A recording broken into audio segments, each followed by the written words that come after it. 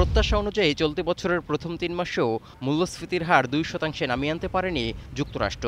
উল্টো এই সময়ের মধ্যে দেশটির জিডিপি প্রবৃদ্ধি কমেছে ১.৬%। আয়ের তুলনায় জীবন ব্যয় বেড়ে যাওয়ায় উৎকণ্ঠায় দিন কাটছে অনেক পরিবারের। এই অবস্থায় আসন্ন নির্বাচনের আগে পরিস্থিতি সামাল দেওয়ার চিন্তায় রীতিমতো দৌড়ঝাঁপ শুরু করেছেন মার্কিন কেন্দ্রীয় ব্যাংক ও অর্থ মন্ত্রণালয়ের কর্তারা। এরই মধ্যে পরপর দুদিন বৈঠক করেছেন নীতি নির্ধারকরা। সংকট মোকাবিলায় কর বাড়ানো যায় কিনা তাও উঠে এসেছে আলোচনায়। তবে মার্কিন অর্থমন্ত্রী আশ্বস্ত করেছেন, বছরে $৪ লাখ বা তার কম উপার্জনকারী কোনো পরিবারের কর বাড়ানোর সিদ্ধান্ত নেওয়া হবে না।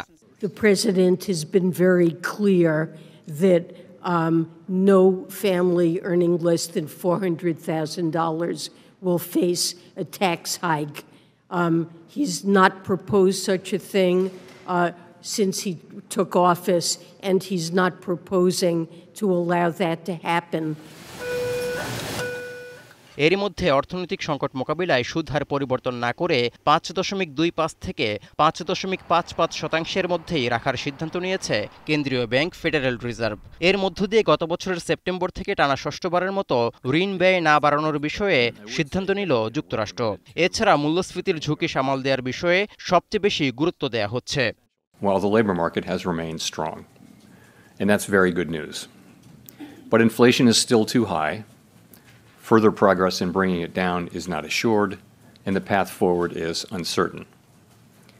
We are fully committed to returning inflation to our 2% goal. অর্থনৈতিক নানা টানাপোড়েনে মার্কিন মুদ্রানীতি কিছুটা ভাবালেও চলতি বছরের প্রথম ৩ মাসে গড় হিসেব করলে প্রতি মাসে ২,৭৬,০০০ মানুষের কর্মসংস্থান হয়েছে।